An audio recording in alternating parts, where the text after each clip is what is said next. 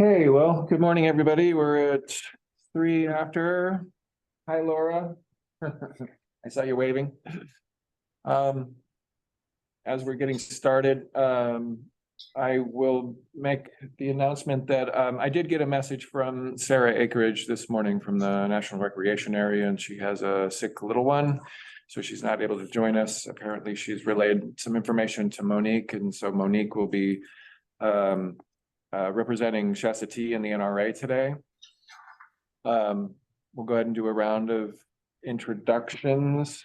My name is Kelly Sheen. I'm the district manager for the Trinity County Resource Conservation District and co-facilitator for the Trinity County Collaborative Group. And I'll hand off to Jim. Okay, good morning.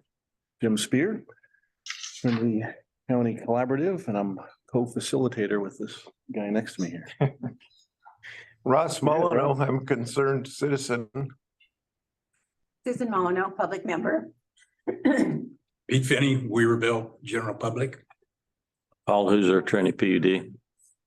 Monique Gray, Shasta Trinity National Forest Partnership Coordinator. Okay, and then I think I'll go ahead and call out our Zoom participants. Laura Broadhead. Let me push the right button here. Hi, Laura Broadhead, Assistant Field Manager for Recreation for the Reading BLM Field Office. Great, thanks Laura for joining us. Pat Frost. Oh, Pat Frost, Trinity Center. Thanks, Pat. Carol Fall. Carol Fall, also North Lake. Okay, very good. Thanks for joining us, Carol. Amanda. Hello, Amanda Berger, Ascend Wilderness Experience. Thanks for joining us, Amanda. Jim Dees. Good morning. Jim Dees, Recreation Manager in Mad River Ranger District. Thanks for joining us this morning, Jim. I assume that all of the communications have been coming through okay?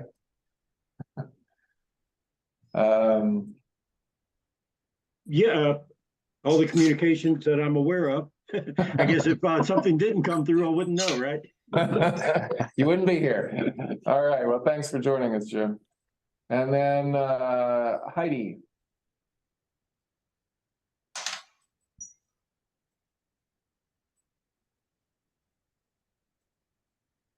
I think she said she was traveling. Is she? Okay, I'm sorry. Did I not catch that piece? Okay. Okay, I must have missed that bit. She's listening in, but Listening in. Okay. Yeah. I was listening though to I'm traveling. Okay, very good. Sorry, I didn't catch that in the chat. Well, thanks for joining us, Heidi. Carpenter Harris, District 4 Supervisor for Trinity County. All right, and I think that's it. I'll turn over the facilitation responsibilities to Jim here. All right, thank you. All right. Well, again, good morning. Welcome all. So it looks like we're going to start our agenda off this morning with BLM updates. So Laura, are you all ready to go? Yeah, I have a few things here. Let me pull up my notes. Okay. Here we go. Okay, so I've just a few updates, nothing, tectonic here, but staffing updates. I think in my kind of written note last time mentioned that we lost our outdoor rec planner, Jessica, but David, who was our park ranger, has now moved up into that position, which we're very excited about. If you've worked with David, he's very thoughtful and thorough, and yeah, I'm just really excited to work with him in that position. And then we're currently hiring 2 park rangers to fill behind David, which I'm really excited about. And we just got out some tentative offers, so I'm manifesting butt in chair in a month. So mid-February, I'm going to be fully staffed again. That's my goal for myself. So that's the staffing update. Our resource management plan, the NCIP, reading the notes. Thanks, Pat, for bringing that up last time. I think I missed it in my written comment. But we have finished our public comment period. So that ended on the 28th of December, after 3 months, and we got, I think, 800 comments, and 650 of those were form letters. So, only about 200 unique kind of comments to deal with there. So that's the place we're in now with the plan is we'll be reviewing all the comments and figuring out what we need to change or how we need to respond to incorporate that feedback from the public. If any of you commented, I don't have a list, so I don't know. But if any of you did, I sincerely thank you for that. It helps us a lot to know what people are thinking. The next steps, like I said, are comment response, and then our kind of target end date for a signed record of decision is August of 2024. So that'll be here before we know it, but there's a lot of work to be done before that point. That's a very aggressive timeline. So you will probably hear me say, like, we're really having to say no to things right now just so that we can meet that timeline. And then after August, things should open back up more for our team to work on other projects and things like that. The only other update is on our business plan, which we finally got a RAC together with a quorum. They are a very interesting, smart bunch that I had the privilege of hanging out with for a few days. And we presented on the business plans and got approval from the RAC. And now, so that's all good. That was kind of our last hurdle before we start routing the business plan for our state director to sign. So we have a new state director. Our state director retired, so who knows how long that will take, but I'm hopeful in the next month or two it will be signed and we'll get a Federal Register notice published. I'll share my screen just real fast. It's been a while since, the host has to allow me to share. You're good. And before you go on much further, who's the new state director? Oh, his first name is Gordon. I will have to drop it in the chat. I don't remember. Sorry. That's okay. He's Thank you. acting for now. We don't have a permanent person yet. And there's no rumor mill about who it will be. So, can you all see my screen? Yes. Cool. So I just wanted to run through real fast. So we have kind of two things going on with our business plan. We have some new campground fees. So in Trinity County, that would be the Steiner Flat Campground, where the fee will be $15 per night. And because it's a new fee area, so it's an area where the government has not collected fees before ever, we have to publish it in the Federal Register, which for those of you who don't know is like, it's the government's like official record, very like formal, and it has to be in the Federal Register for 6 months. But for areas where it's already established as a fee area and we're just increasing the fee, once that business plan is signed by our state director, we just have to put a notice in the local paper of record, and then we can start implementing that. So for Trinity County, that would be the Douglas City Campground, the Junction City Campground, Steel Bridge Campground. So raising those up to $20 or $50 per night. And then we have this kind of wild card of they're called standard amenity fees, often called day use fees. And this is really to help us with use in the Douglas City and Steel Bridge campgrounds. We get a lot of people coming in who want to use the facilities there, but not camp. And then it's kind of like some campers are paying for it and day use people are not. So this is a little iffy on how exactly we'll implement this. But we gave ourselves the option to implement this if we want. And again, those are in areas that already have fees. So once the state director signs the business plan, we would just put the notice in the paper and then we could start implementing that. So like I said, I'm hopeful maybe in the next 2 months, the business plan will be signed. And so for this coming campground season, we will have increased fees.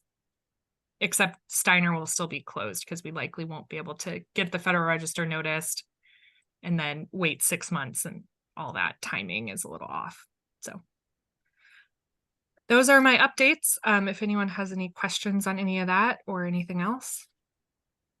So you're saying that, when is the anticipated opening date for Steiner Flat? I know that there was a need for a fair bit of work in that Yeah. campground, but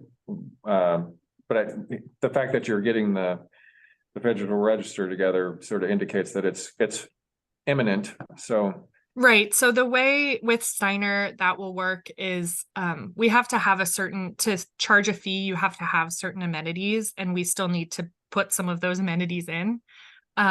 So once we've published in the Federal Register notice, which maybe will be in the next few months, we have to wait 6 months.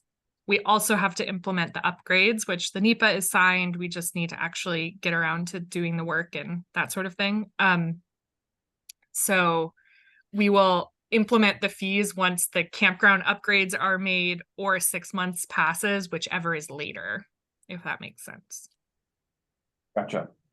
Thank you, Laura. All right, do I see Heidi? No. Oh, okay. I thought she was just gonna be That's- listening, so, okay. All right, any other questions for Laura? Not a question, but just a quick comment on the Resource Advisory Committee. Its next meeting is the end of January.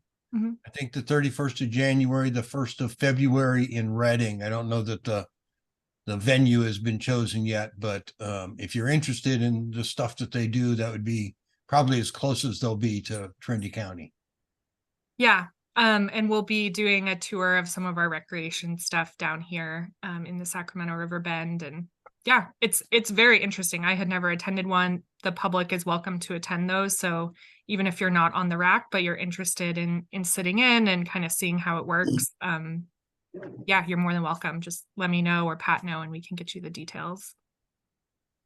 Very good. Any other questions for Laura?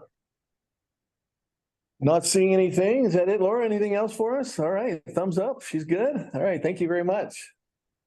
All right, we've got Sorry, I'm a late. new arrival. You want to introduce yourself? Yeah, I'm not in my uniform. I'm Robert Thorne. I'm with the Forest Service on the trail crew. In fact, I'm just coming from Eureka, a little collaborative meeting over there.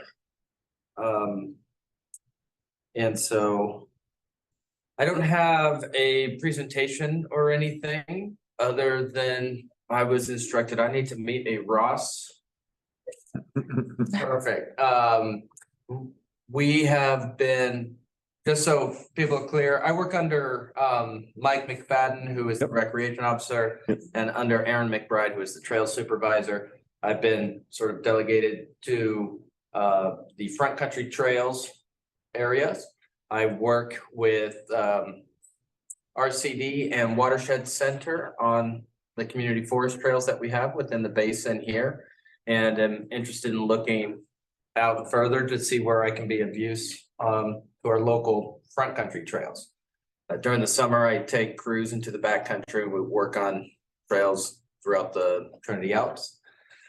And something that's come to my attention lately, there are some interested parties in Lewiston, around Lewiston Lake, that want to connect a trail from Mary Smith Campground over to Ackerman. There are sections where the trail currently exists. There are areas where we would have to put one in. I understand that this could take a while, but I wanted to get this out into the public and connect with you, because it sounds like this has been a project that's dear to your heart, so I want to A long time. long time. Yeah, Mike explained it's been maybe a dozen years or more. Yeah. But we have some updates with the Forest Service funding. We have permanent employees, including for the Trails Department. We now, instead of just Mike, we have 5 or 6 folks that should be coming on, plus our seasonals. The question at the last meeting I was at was whether, trying to watch the trend of the finances and say, hey, if we get all the permanents and if we get all the seasonals, well, how long will that last? So personally, I try and strike while the iron's hot because we know that it won't always be. We do have through the watershed, a grant was received and a trail dozer has been purchased. 4,200 pound machine with a 28-inch blade. And instead of hand digging and swinging a pickaxe over your shoulder, you can push dirt with a little tiny dozer. I believe I've heard that the mini excavator, which can assist the dozer, it was used by RTA in the construction of Sweepstakes Trail, which has just been finished up this year. And we should be able to get a hold of that in April. Now, we've got some other trails within the basin that, of course, we're kind of going to be losing our window for this winter season. But we expect to have that back. Is my understanding is that is supposed to be used for trails within Trinity County. And currently, it is not in Trinity County. Discussions are ongoing about that. But thank you very much. The sort of updates on the Forest Service side of what we are currently working on is we're about 97% done on the CV ditch tie-in. A lot of folks are excited about that. And that will allow you to take the top of Sweepstakes Trail, ride down, hit CV ditch and over to Jackass Ridge and down into the basin. And this will eliminate the option that may still be there of having to cross East Weaver Creek, not only once, but twice when the flow is higher. So it's difficult enough as it is right now, but we were restricted with NEPA about what we could do in the creek bed there. But this should be a pretty fun opportunity for people to keep their feet dry, keep the momentum going, and an alternate route to get into the basin system. And then they can always pop out somewhere in the community, go over to the brewery for a beer or whatnot if they have one of their volunteer beer tokens. And also working with RCD and Arvil Reeves over there. They're working along Ware Ditch right now to address some of the heavy fuels, dead standing hazard trees that are there that will at some point be falling over the ditch and posing the fuel threat if a fire does go through.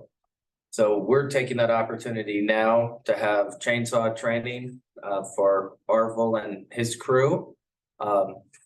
They're taking down the hazard trees, clearing the ditch line so that we don't have the water going over the trails, having them drain where we want them to. And we then later will be tying in with the Watershed Center or some other work that's happening up in the 5 Cent Gulch area. It was brought up at the TTA meeting that the NEPA has passed for the 5 Cent or the East Weaver Creek Campground Trail and 5 Cent intersection there of the creek where that culvert lies. That is going to be replaced. And right now it's a matter of how long is the snow going to be sticking around to where we can actually get machines in there. We are clear for machine use there. And taking out the old culvert, putting in a new one, doing the rock work, adding fill before the race for, I believe is it Lamarion? The Grange Or Classic. Grange Classic. June 8th. June 8th. So there has been some concerns presented to me thinking that we might not be able to get that in time. So we want to make sure that we don't interfere with that race. So it could just be that it is delayed until after June or in fall. But the other large project that will be going on will be the LaGrange extension. And that will also, so basically where that LaGrange ditch stops, and currently we have switchbacks down through the SPI section. We will eliminate that and tie in fairly shallow grade over to the East Weaver Creek Trail. And you'll be just above where Sweepstakes ties in. So if you wanted to go to the campground, you can go down the East Weaver Creek Trail, or you could hop through the creek crossing, get on the CV ditch, or go the alternate route for the lower crossing. So there's a lot of activity, and I'm excited that we'll have more bodies available to assist with the work and tying in with the local partners, RCD, Watershed, and other volunteer groups. And I am prodding and asking questions about how we can start with the Lewiston connection from Mary Smith and to Ackerman. And my hope there is that if there is enough community interest, that we can use that as an example and sort of the playbook for how we can address the larger areas and connecting all the other Forest Service campgrounds that are around the west side of the lake. There are many opportunities for ADA trails, and we would be focusing at the campgrounds that are currently in place and going now to certain distance if we couldn't tie in over the entirety as an ADA trail. But we do want to have where there's comments with interest for ADA trails. I brought that up in the Weaverville Community Forest meetings. And of course, we'll still have pedestrian and mountain bike interest as well. So we'd like to be able to have a trail for every user type. And that's where I'm at right now. In the meantime, over the winter, we're working on, we've acquired some portable buildings from the high school up next towards the football field. And we had been working on getting those buildings prepped to be moved over to the Forest Service barn location. And that is a proposed future site for an office for the trails and recreation crew. So yeah, a lot of activity. Yeah. No question. The new equipment you purchased now, who operates them? Do you hire an operator? Or is it run by the crew or? Right now, the primary users have been the Watershed Center. Yeah. I believe Jack and another gentleman, Joe, who's with Forestry, and Tom beforehand had ran that equipment. So we are looking to have the partners work together and do some trainings so that we can have Forest Service personnel be able to run that dozer in certain areas. It would be a shared piece of equipment, as well as the mini excavator. And coming from the meeting where I was just at in Eureka, we made connections with the Six Rivers National Forest that they don't have a whole lot of trail crew folks, but they do have equipment. So if that current equipment that is within the county is unavailable for us to do our trainings with, then we're in discussions right now about exchanging and having more Forest Service training from off forest, sort of cross forest trainings and maybe work trades. So that we could maybe go over there in the shoulder seasons, do some trail work, kind of train them up on how to work with volunteer crews, of which Monique would be very useful there and showing us how to get people signed up and continue doing a little bit of work there. And if we need to, we can always bring that equipment from another forest, get some work done. Like I said, if there's an opportunity to say, hey, Forest Service, there's a fire over here and the equipment's gonna be around for a while, know that I'll be asking if that could be available when it's not assigned to the fire. But if it's in the county, I'd like to try and get some work done. Does that answer your question? Yeah, I just wanted to note that all operators are created equal, Right. you know? Yeah. Some, and I know that Tom or the watershed people are very good. So you gotta find somebody that you can leave by himself to Yeah, and we currently stop have, on the trail. we have a few operators within the Forest Service, Mike and Cliff, whom are supervisors, and Job America is also a equipment operator. And Eric Quartz. So, but we've been trying to get equipment training to get the new folks that have been hired on as the permanent employees to start that process, because in order to get the piece of paper, that's gonna be 400 hours. Yeah, So there's nobody, maybe Tom at Watershed Center has that 400 hours, but I'm not aware of anybody else outside of the Forest Service.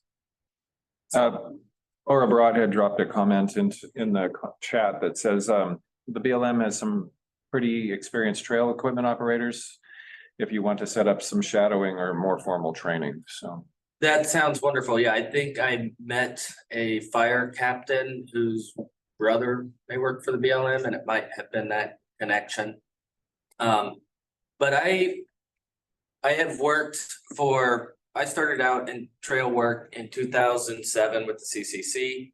I did backcountry in 2008, working in the Klamath and Kings Canyon. Afterwards, I went to state parks in Tahoe Basin and started a Forest Service career over in Quincy as a firefighter, went to Park Service and was on the trail crew leading backcountry crews there for 5-6 years. And now I am here, and definitely having worked for those different agencies, I'm always surprised by how long it takes in a government setting, but I don't see that I've always seen the benefit in working with the partners. If you get your money from RCD and Jack gets his money from Watershed Center and I get my money from the federal government, doesn't matter to me, but we work very closely together so that we're working on projects, training each other, setting that standard, and that there is a consistent look and feel for the trails within our basin. There is nothing more that I hate than a obvious start and stop spot to say that, hey, whether it's a volunteer group or the most senior federal trail crew group, it should all look the same, feel the same, because in my opinion, I want the user to be looking up and around and not focusing on the trail. It should seem seamless and you're there to enjoy the experience. Maybe the trail crew people, we can pick apart the work, but if the public can't tell, that's our first standard, And obviously having, I had mentioned it about the ADA trails, there's lots of grant money for ADA, American with Disabilities Act trails. We have a larger retirement community here in Weaverville. So I think it's important to keep people active and have a trail for everyone. There's also been discussions with Mike McFadden about safe school pathways to maybe tie in Shasta Springs folks over to the elementary school. And we'll also be paying attention to what's going on with the BLM and the Lifong Trail. And however that connect. So wherever we can help have that connectivity between parts of our community and the larger communities around us, that's what we're interested in doing. Very good. Well, thank you, Robert. That was quite the introduction. I was trying to beat the weather here. Yeah, no, very much appreciated. Thank you very much. Any questions for Robert? Okay, And I will have, if anybody needs to get a hold of me, you can call the main office, and I'm available to meet with folks and we can walk and talk. So, Great. yeah, please reach out if you think of a question later, and I'm here to help. cool. All right, thank you very much.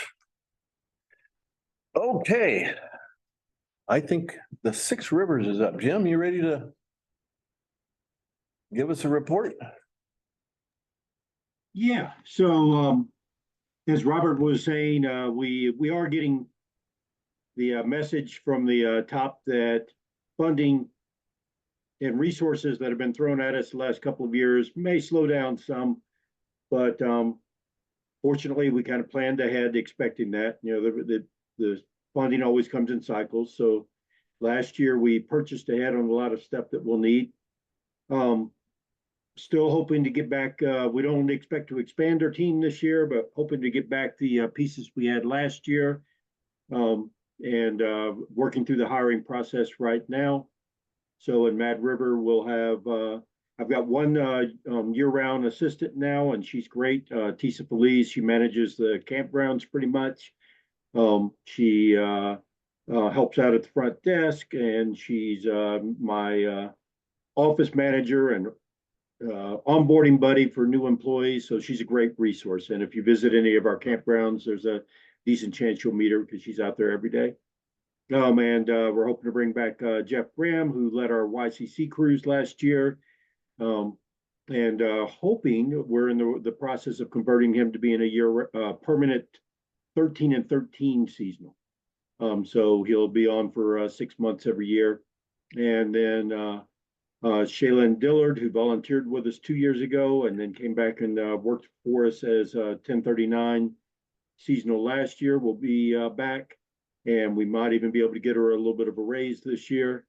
And hopefully the last piece of the puzzle would be if we can bring in an intern like we had last year. Our YCC crew last year was wonderful.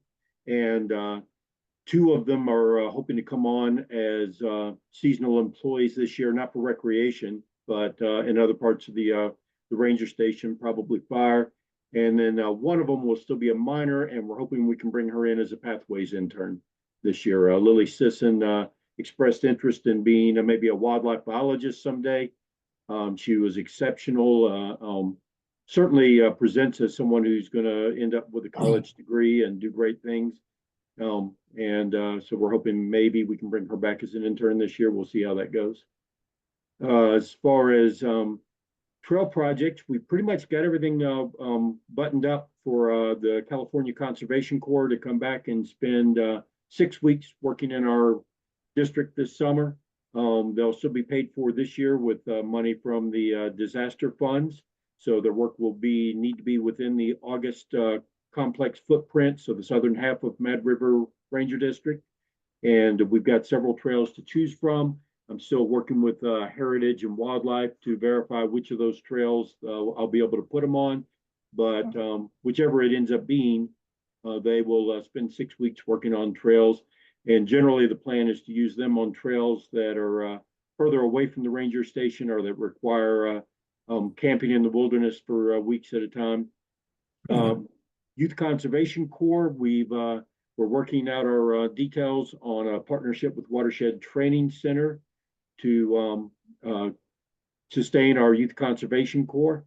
We had a curveball thrown at us, and that the flavor of our money that we were offered to fund the YCC this summer requires us to work through a partner, as opposed to the direct hire model we used last year.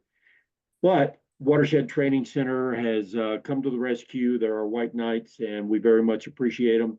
They've got experience with YCC. We will still be pretty much managing and recruiting our own crew, but they're gonna help us out with taking the money in and getting the crew paid. So we very much appreciate them because that's youth programs are our top priority. You know, love getting kids outdoors. YCC then will tackle some of the trail projects that are closer to the station, since we have to have them back at the station by 4 p.m. every day. And we've also got some other great projects lined up for YCC this year. They're going to help us with some tree thinning up in the Lassicks to open up more habitat for our Lassic lupin. Some of that forest has grown up over the years, and it's crowding out the understory, so there's less places for the little flowers to grow.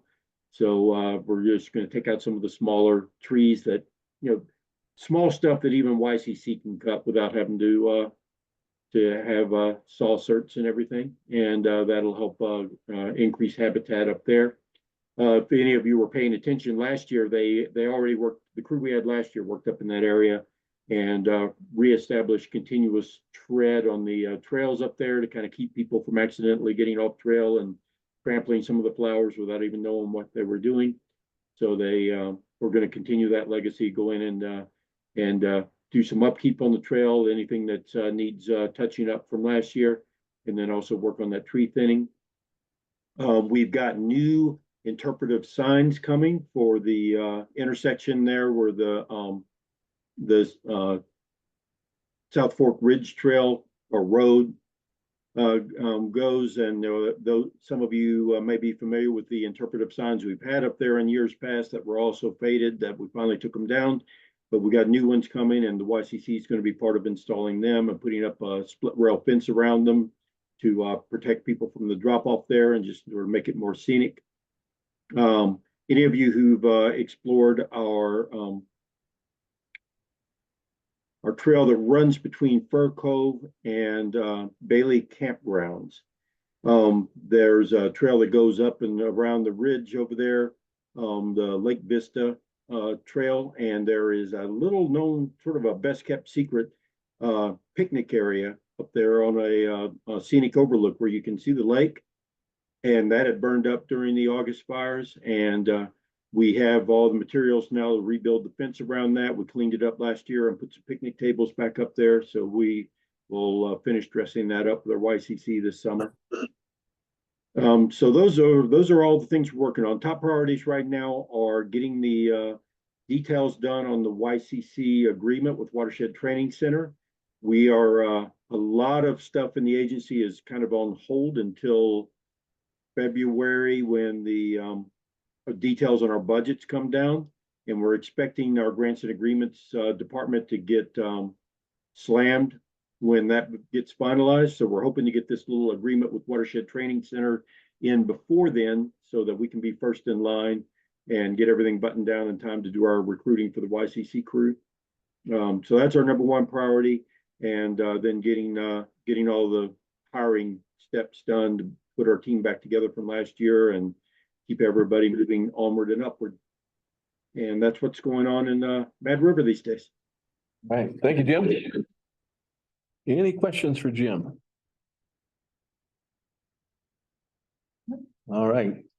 I should add that one more thing I was leaving out that's significant there. We're going to be working with Watershed Training Center this year on the Ruth Hayfork Trail, which is a historic trail. Used to be the main route out of Ruth, a lot of old road bed. And they've worked that trail in the past and expressed interest in helping us with it. And we've got some money from the August disaster funding to repair some dozer line impacts that they had to put in dozer line during the fire. So we're going to use that money not only to repair that dozer line, but also to just restore that whole trail. And so we appreciate there again, Watershed Training Center working with us, and we're excited that by the end of the summer, that trail should be open for business again and be nice to hike or ride or whatever, however else you want to enjoy it. All right. Very good. Great report, Jim. Thank you. Okay, up next, Monique. Yeah, so I have a couple of updates, and I'll probably share my screen. That's why I got on over here on Zoom. And I'll be sharing in my report, I'll also be sharing on the NRA boat ramps, marinas, the Trinity Camp projects, the Bowerman Barn updates, and not sure about GAOA. I didn't get much information there, so I don't know if that one was mine. Okay. Okay.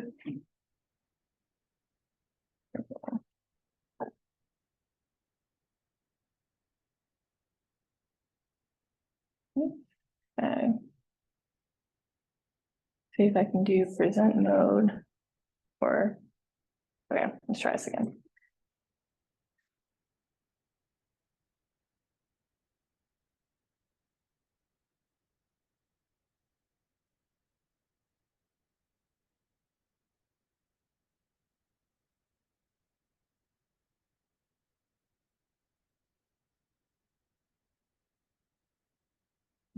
Presentation mode would be the little button at the bottom right corner near the slider. Ah, thank you. I was looking at the top left. That's the one. Thank you. All right. Got it. So here are some updates. Both these updates were shared, or all these updates were shared with me by Sarah Akridge, who's unable to make it today. And then I also have some additional updates for recreation trails from Mike McFadden. Although Robbie did a great comprehensive review of a lot of these, so might be some additional information, but probably not too much. And then just some. I forgot a couple things. Yeah, and then just some brief forest updates as well. All right, so Sarah Akridge shared with me some Trinity Camp updates. The section 106 is complete as of this week. That's from archaeology, and so the decision memo is now being drafted for Trinity Camps. Hayward Flat, their 150 acres of treatment has been prepped, trees marked and crews. A demonstration field tours will be prepared with our IDT team, Fish and Wildlife Service, and other Forest Service personnel. And then this could also be shared by the RCD, but so let me know if you want to add additional information. It's really brief, but the RCD and the Forest Service are collaborating on a CCI grant for forest health. And this is going to include Trinity Camps and the Bowerman Field Break. The proposal was just completed yesterday and I believe should be turned in today or is already turned in. Yeah, and then for Trinity Camps, if awarded, this will help pay for costs associated with additional timber sale preparations of the remaining 1,300 acres. And I don't know if you wanted to share more on that. Maybe I can hold off. Well, I don't know. Obviously, it's forest related. Forest health related specifically, but there's other, it's Bowerman Ridge Field Break. So the two primary focuses on that, but we're also working with SPI to do some additional work on access roads and roadside fuel breaks within the North Lake area. My understanding was that it was going to be about a $6 million ask, and that the intent was that this isn't as much recreation related, I guess, but it's to do a lot of fuels reduction service work within the footprints of these basic projects outside the realm of the actual green timber sales in those areas. So we have a hand up, Carol. Yeah, I was wondering, so schedule-wise, the decision memos being drafted, what does that mean? I mean, when would you actually expect it then to be signed? That is a great question, and I did not get additional information on a date.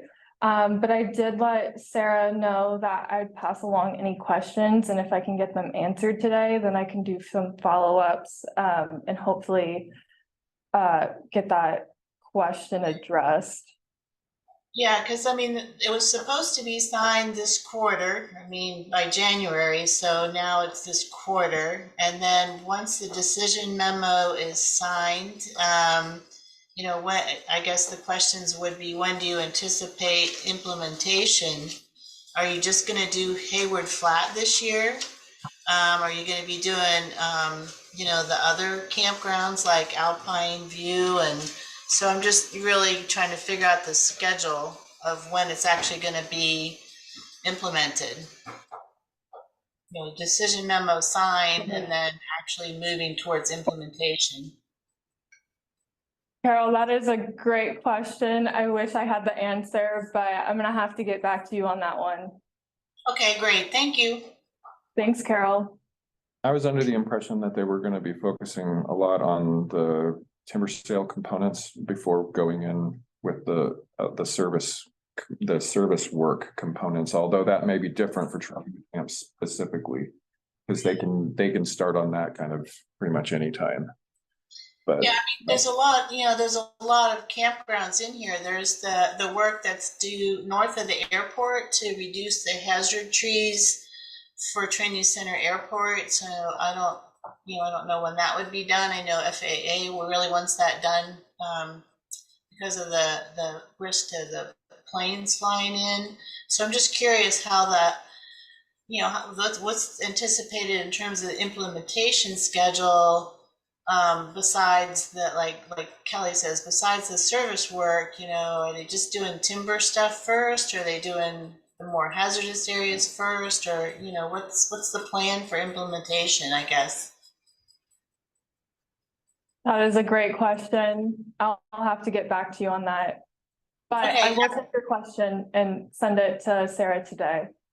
Okay, I appreciate that.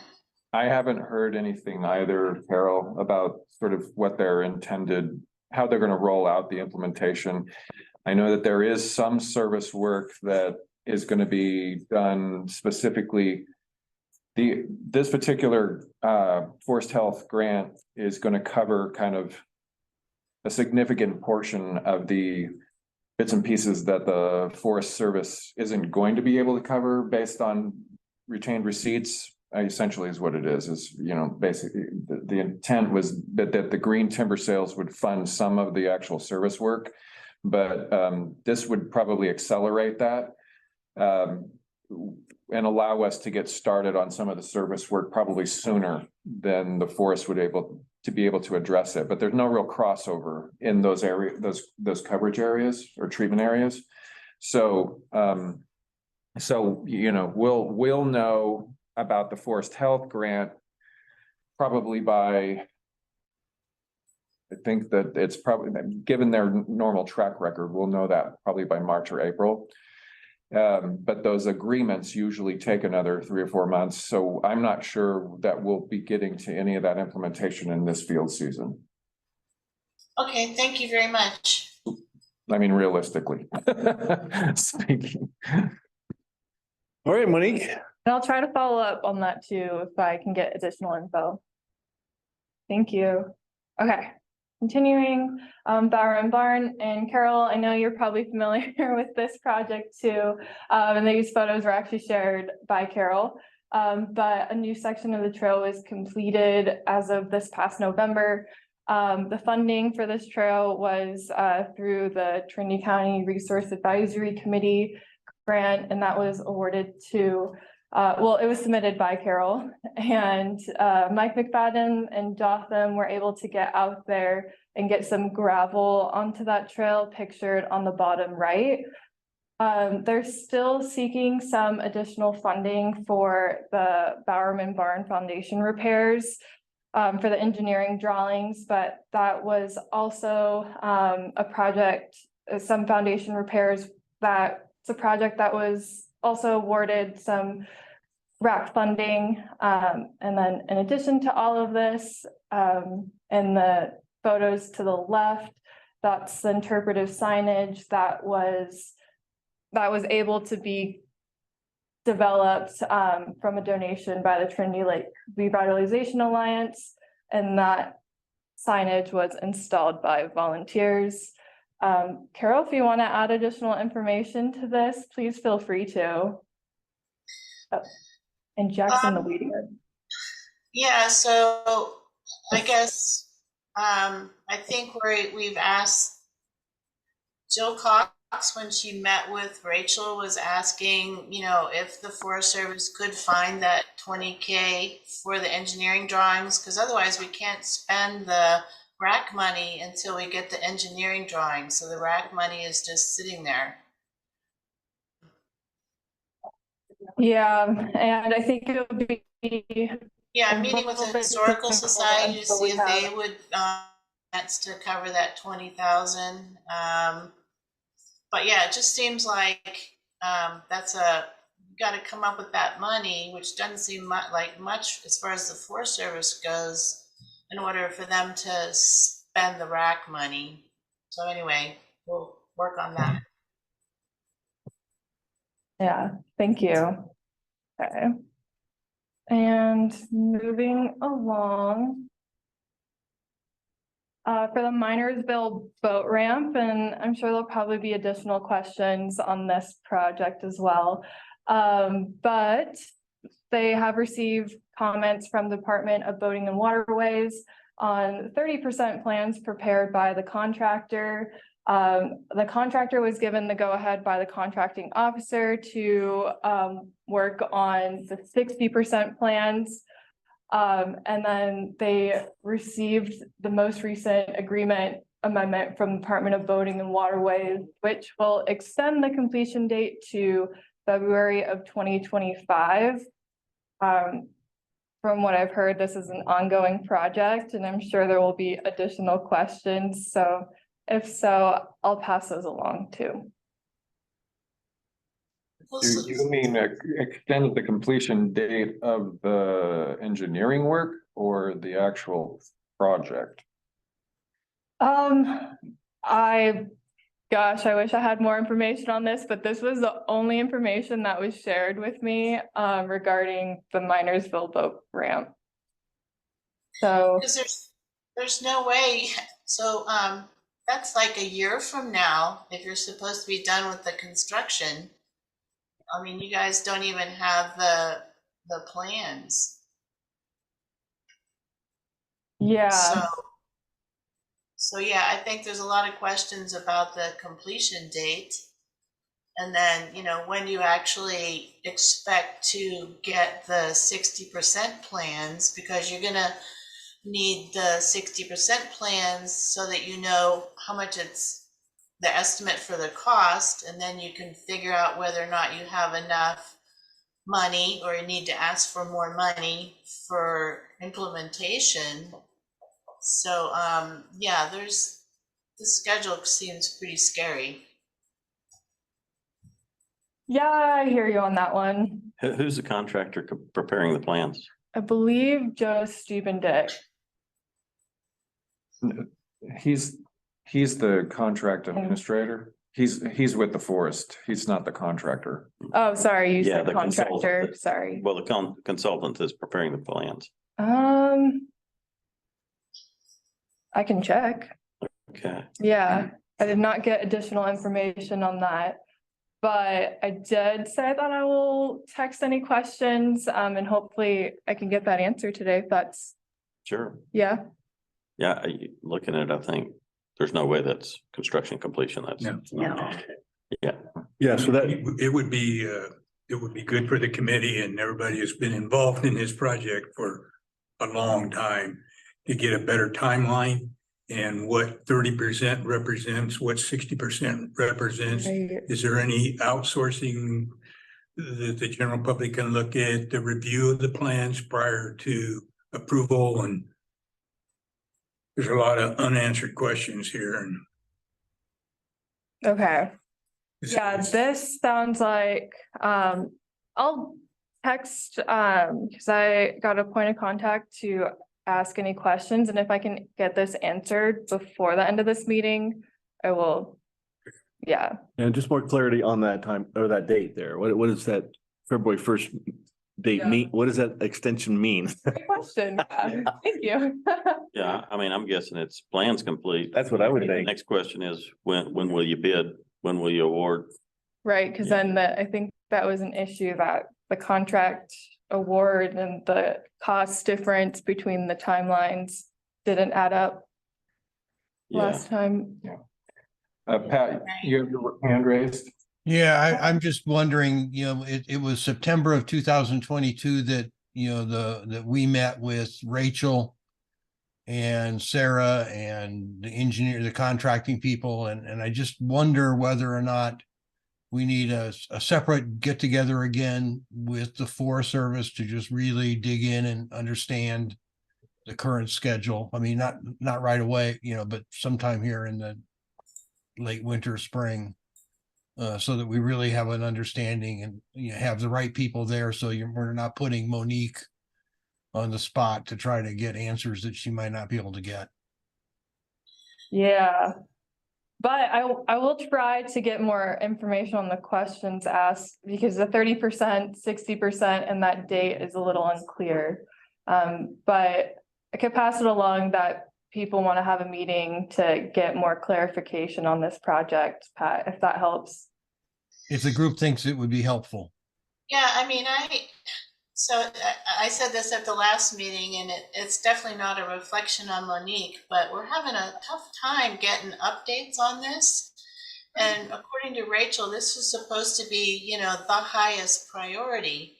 And if it's the highest priority and we can't even get people that know what, specifically is going on to, answer questions, that's just really frustrating. So I do think we need to meet with Rachel again.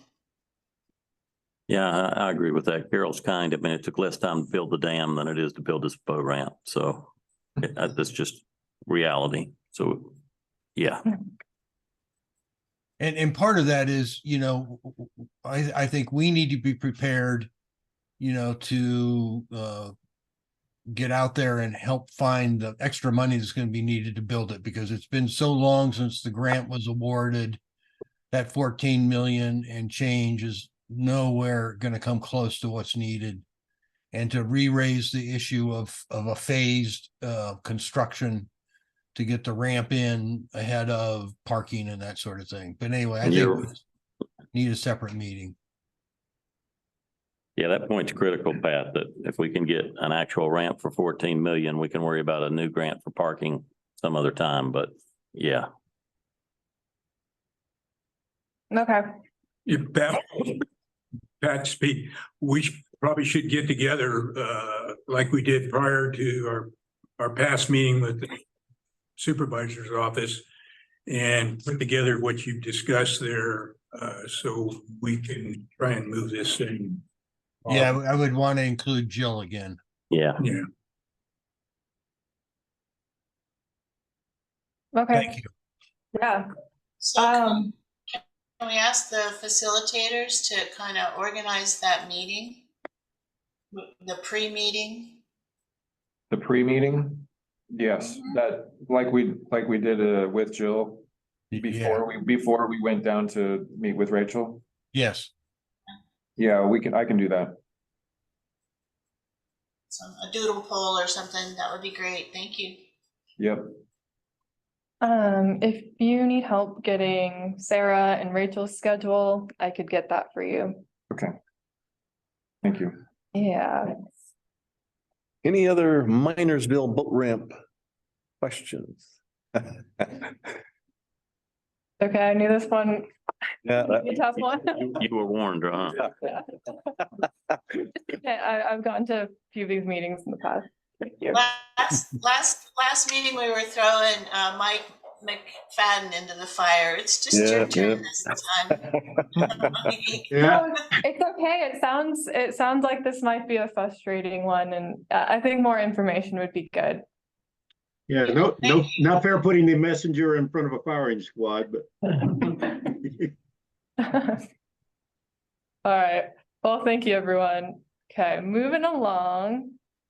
And this is updates from the Trinity River Management Unit. So these are some photos of Forest Glen cabin renovations. for those of you that don't know, Forest Glen Cabin is up for rent. You can go ahead and visit this location if you go on recreation.gov and search Forest Glen. This has been an ongoing project, but those floors are new. There's a lot of new appliances. That bed frame is also new. And also they repainted and have done a lot of updates to this in the past few years. So I think you could rent it for anywhere between, I think it's either $75 to $100, but it's a good deal for the cabin. How many units are there? Is it just the one or are there more units? You can only rent this cabin. It's only this one, but it is near a bunch of other recreation residences in that area in Forest Glen. But yeah, it has a bed in the upstairs and then a downstairs area too, but you can fit probably like 6 people comfortably, maybe. Yeah. Yeah. Thank you. Yeah. Okay. Moving along. Oh, any questions? Yeah, Monique, it's just cool to see all those upgrades to that cabin, because that's when Monique and I first started in Trinity County. That's one of the projects we were working on together. So super cool to see the new floors in there, and looks like our paint job is holding up well. That's awesome. Yeah, that's how me and Jack met. Thanks, Jack. Yeah. All right. And then as Robbie was describing, the CV ditch trail is 99% complete. That 1% I'm unsure about, but it's open for foot traffic. This was a big collaboration with our CD Watershed Center. I think Arbel and Jack were both involved, and yeah, thank you. Yeah, sure. Hey, Jack, I just saw you yesterday. But if there's anything we missed, yeah, right now, if anybody's familiar with that CV ditch, we are, Jack was very busy working on breaking up this boulder that the trail will kind of go right through. I would be a little concerned to say that it's open for traffic from the sweepstakes side, personally, but yeah, mostly it's the boulder section that needs to be completely benched. We're also constructing a rock wall with a crush bed that will tie into the boulder. That I'm concerned that if we say that it's open, that people will assume that it's safe. And if there is, I don't want, since having been the last person working on that wall, I don't want people assuming that it's safe and they could potentially fall. And then on the other side of the boulder, there's a big pile of rocks to be utilized in the wall construction. And I believe when Jack was last up, he ran into 5 or 6 inches of snow after this last storm.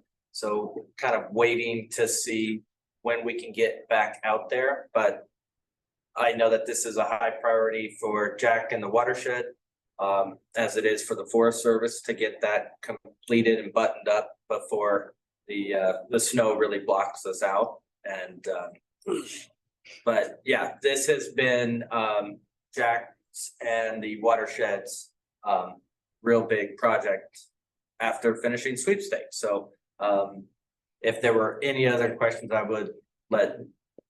believe Jack would be the best person to answer those. But I would just be personally, I wouldn't say that it's open for foot traffic on the coming off of sweepstakes. Okay. So Jack's got his hand up. Yeah, I definitely want to agree with Robbie on that one, that we don't want to advertise this to the public. There have been plenty of people who we've heard of and seen who are really adventurous, carrying their bikes over all of these large, I mean, like the boulder has been broken up into basketball sized pieces at this point, and it's almost passable, but it is still a pretty significant safety concern.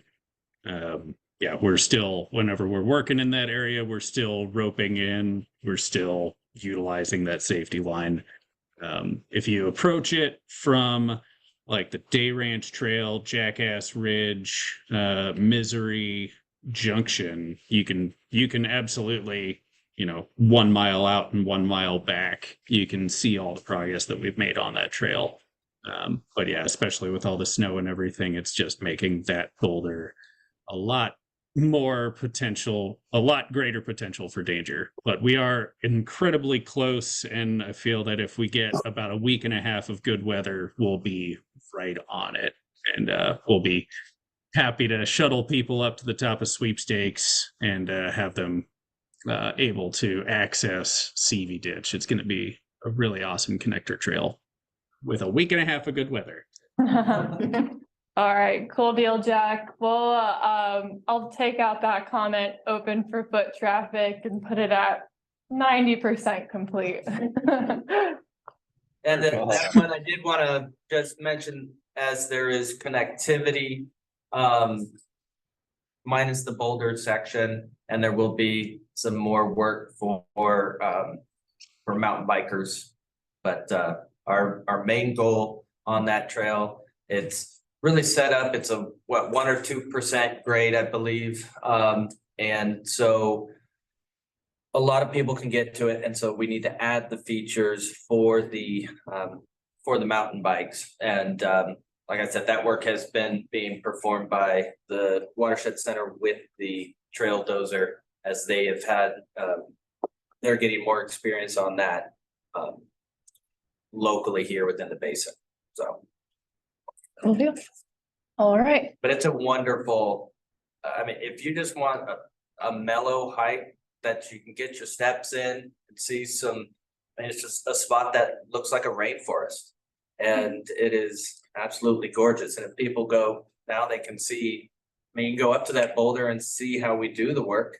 And if anybody's ever interested in, I know when we go over to the LaGrange side, anybody wants to get their hands on rocks and learn how we stack them Forest Service way, please connect with any one of the trail crews. Cool deal. All right. Does everyone know where the CV ditch is? That is a good question. If you're the CV ditch, as you're hiking up towards, if you know where the bottom of Sweepstakes is, where Sweepstakes Trail ties into the East Weaver Creek Trail, before you cross that creek there, you'll be on the ditch. Yeah. And I think in the future it had been talked about having a ditch map, a local ditch map, because I know when we bring people on, it's which, are you on the Dolly ditch? Are you on the Sweepstakes ditch? Are you on the CV ditch? Where ditch? How ditch? This trail system connects through these ditches. And I think that it would be wonderful to have a ditch map. So as people come on, they have, using the map as it should be, which ditch you're at. If I send a crew out, I need you to go to the Dolly ditch. Well, where is that? I need to be able to show people on a map. And I know that I got over to the museum and spoken with the group over there working. There is a map, very old map that shows all the ditches. Not all of them are important in regards to the trail system. So I dream plan of mine, a LiDAR map with the important ditches that we have. And I don't know if that could somehow be integrated later into the community forest map, but. We have, I think a high resolution scan of that particular map that has all the ditches and the claims and things on it. If it's the same one that I'm thinking of. I think it was a map. It was big. Yeah, it was big. And so we have a high quality map showing all that information with detail. I think the thing to do would be to actually use the LiDAR that we have. We have LiDAR for the basin, and then we could pretty easily recreate, the ditches based on using that as a reference, be able to actually like identify where those lines, where those ditches are. And then I think that map actually has the bulk of them are named on the map, if I'm not mistaken. So we could certainly do that. And if there's, I know that we're in the county here, there are, so much of the mapping work goes to Denise, for example. And in the other collaborative meeting that we were just attending, I think that there's going to be a greater need for mapping, personally, and whether that's somebody out, a crew, I think it would be an awesome job for the summer. I want somebody to go out all of the trails with a GPS and track it. And I'm looking at a quadrant map on the forest, and the map may have been updated in 2018. It says datum from 1983. I specifically know that some of the maps that I use on Avenza, for example, when I'm out during the summer, so I'm on the trail, and according to my map, I'm off the trail. And if we're now in the 21st century where I'm a little blue dot in the middle of the forest, but I don't have cell service, I should be able to know that my blue dot should be on the black line for the trail. And I know in collaboration with Jack and the Smart Center crew that was utilized for work on the South Fork Trinity Trail, or the Smoky Creek Trail off of that. I know for sure that trail that we worked on is 600 to 700 feet lower in elevation than what is currently showing on the map. And as far as knowing which ditch you would be at, Ross, I know Jack had been busy putting in a lot of the new signage in the forest or in the basin system. So this would be another sign that we would need to get going and getting installed, so that, hey, again, if you don't have a Venza or you don't have your cell phone, you should still know that you're on CV ditch.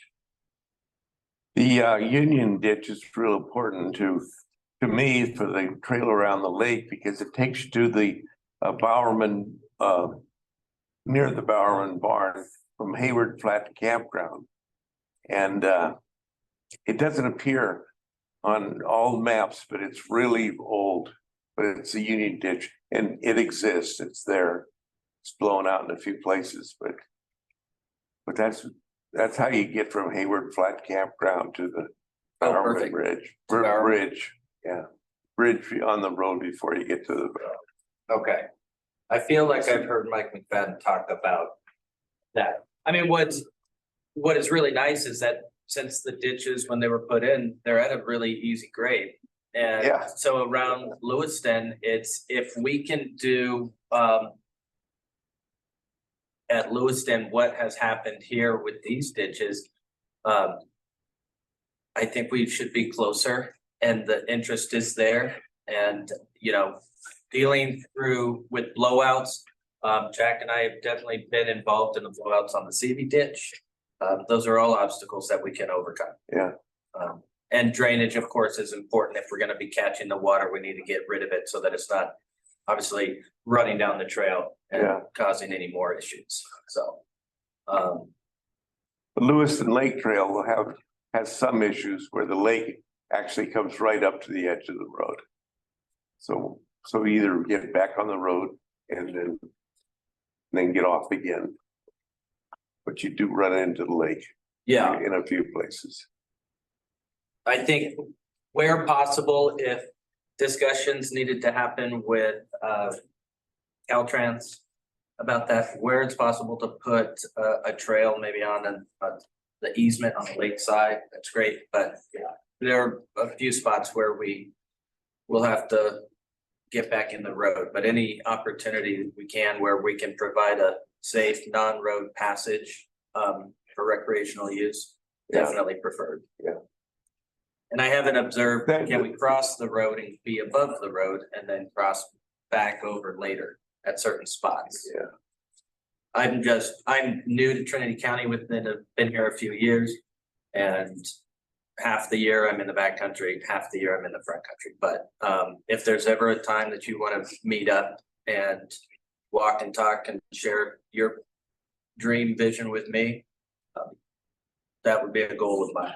All this talking about trails is pretty exciting because I realize I'm preaching to the choir here, but that's the last resource that we have to exploit in Trinity County is the beauty of the place.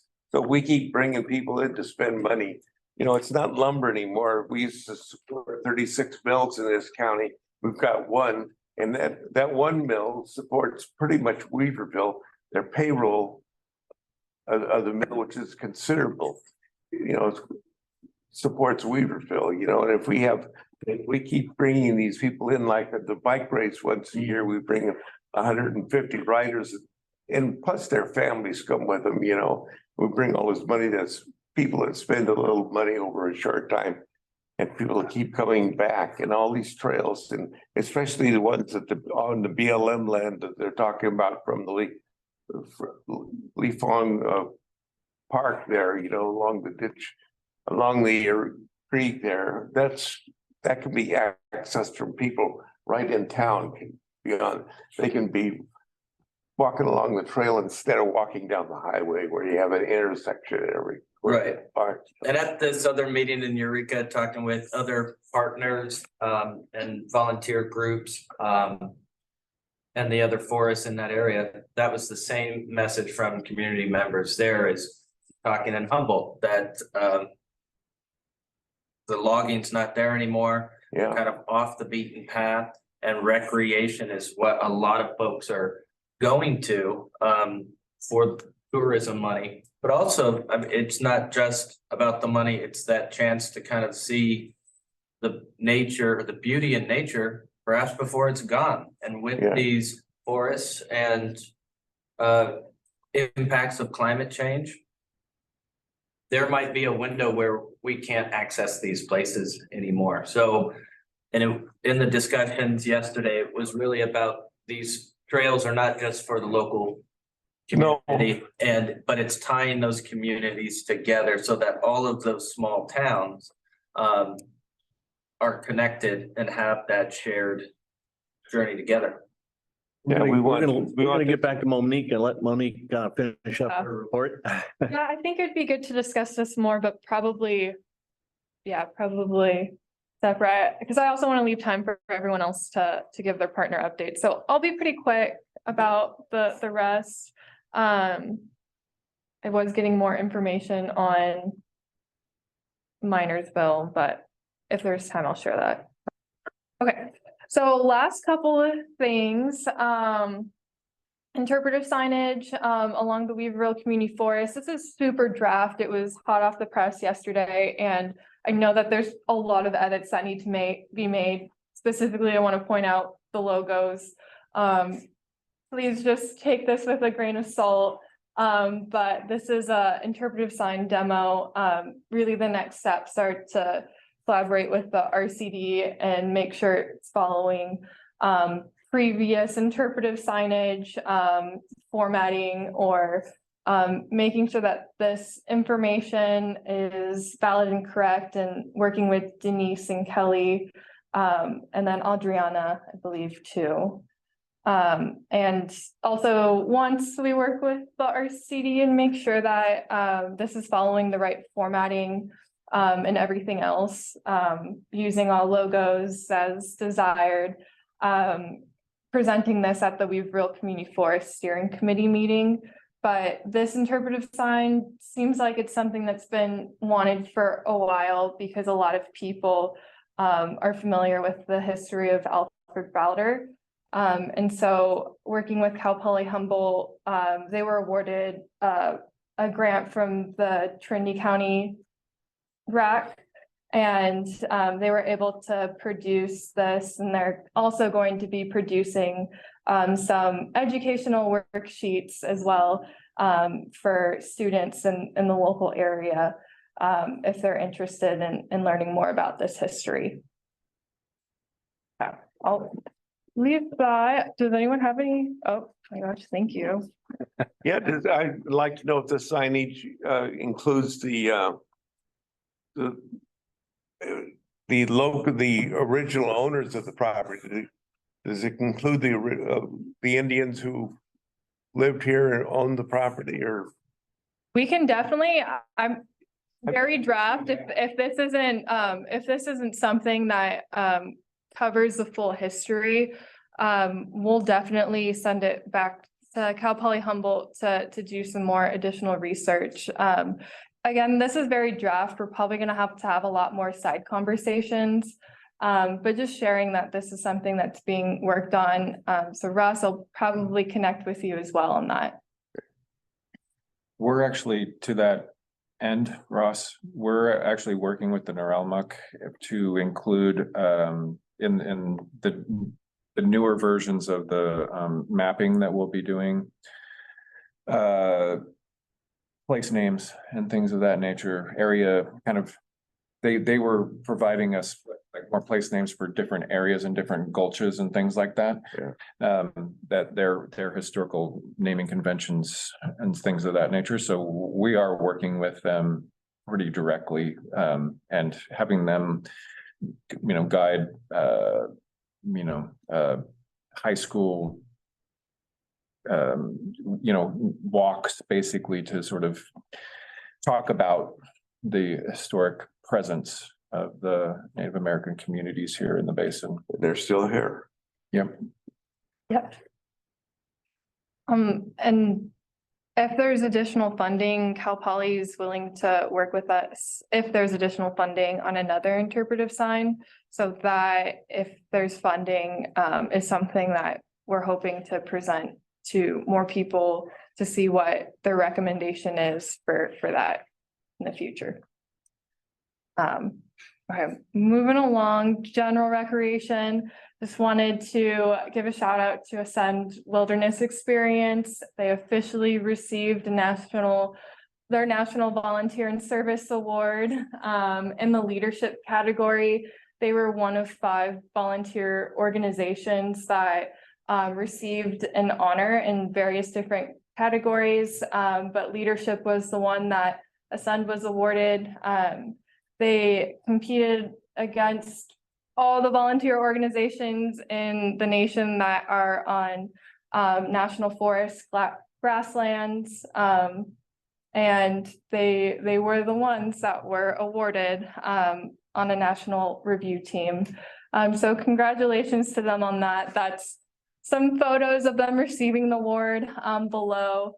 We'll be doing volunteer agreement, transitioning. We'll be doing volunteer agreement updates with service organizations on the forest continuously this month.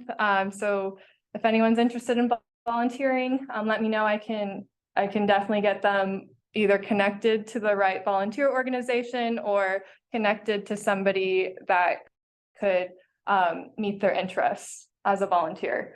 We will be doing volunteer orientations in February.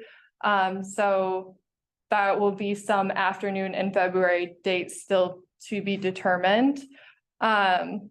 And last thing, if you have any photos, any events or stories to share, just know that we're here to share that out as well. Erica Schaubach, her email right there, is more than willing to share anything that people would like onto our Facebook page. And yeah, that's it. All right. Well, thank you very much, Monique. Any questions for Monique? Comments? There. See any hands up there? Okay. Well, thank you again very much. Yeah, thank you. Here, I'll stop sharing. So yeah, you took off quite a few there for us. Yeah. So we're streamlined. They were stacked up. They were stacked up. And it, Great. so GA, One go ahead. more comment that Laura Broadhead had put into the chat on the topic of bringing out of towners for Trinity County Trails. We've begun a planning. I can say it, I guess. Sorry, I just didn't want to interrupt, but I dropped in the chat the Bigfoot challenge, just like on the topic of bringing people from out of town to enjoy Trinity County trails. The Bigfoot challenge, for those of you who don't know, is like big deal in Reading, and it mostly majority of the people are from the Reading area, but we include routes in Weaverville and Mount Shasta. And, you know, I think it's a really good opportunity to make Reading riders and runners aware of Trinity County trails if they haven't been up there yet. So I always advocate for the Trinity County trails and things like that. If we do have some good Trinity County representatives on that kind of committee, including Forest Service folks and Trinity Trail Alliance folks. But if any of you are interested in kind of getting involved with that effort, and I will maybe ask Brian does the stats. I will ask Brian in the future if he can tally like how many people visited Weaverville overall. Yeah, just kind of interesting as we were talking about that. I think it's a really good and pretty low key way to get people to ride some of the trails up there. All right, thank you. Okay, so Monique, it didn't sound like you had anything on the GAOA update. But I'm familiar with GAOA. I'll probably look into that because I'm not aware of funding opportunities, but if they are, we definitely want to get that out to people. So if there are, look for an email. Yeah. Anybody else have anything on GAOA? Okay. Partner updates.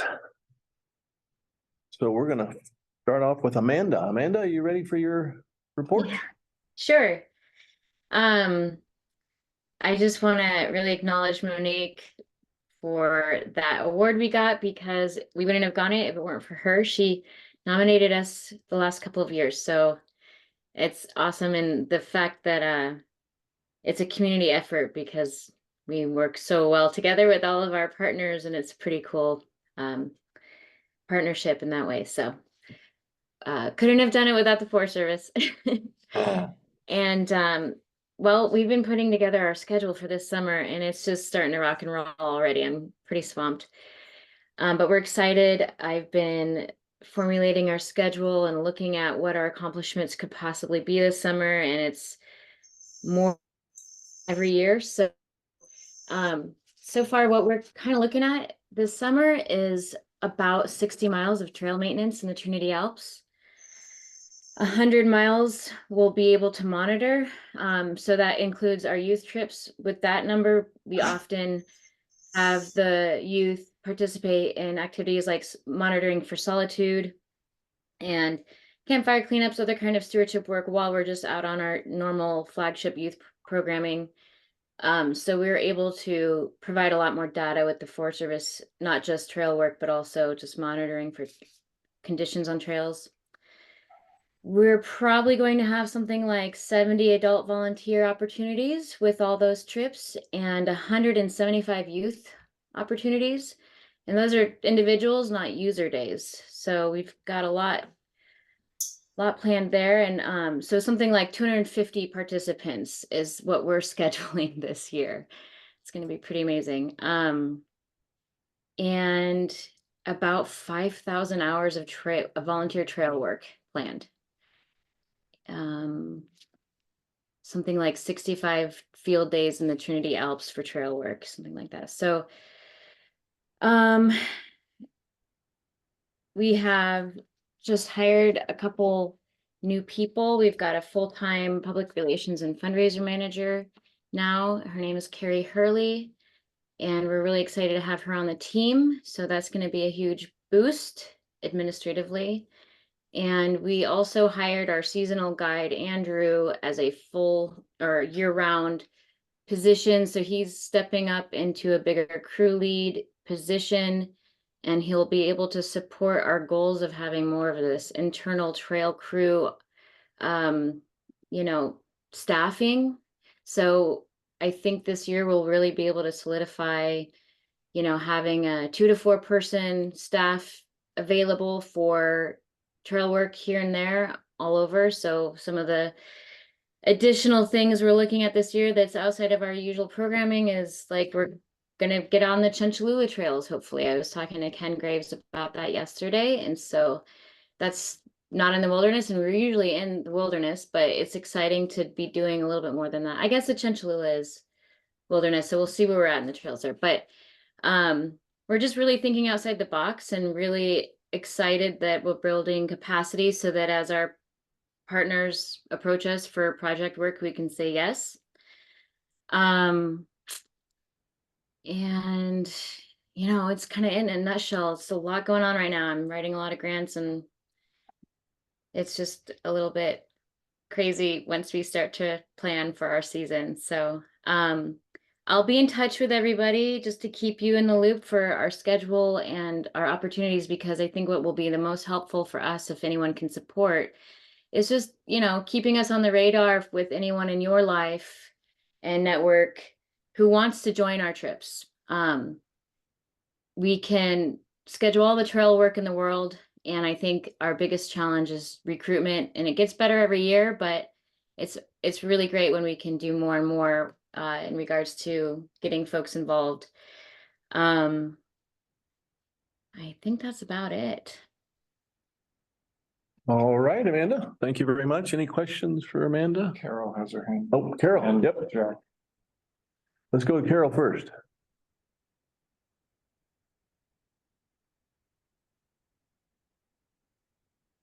You're muted, I think, Carol. Yeah.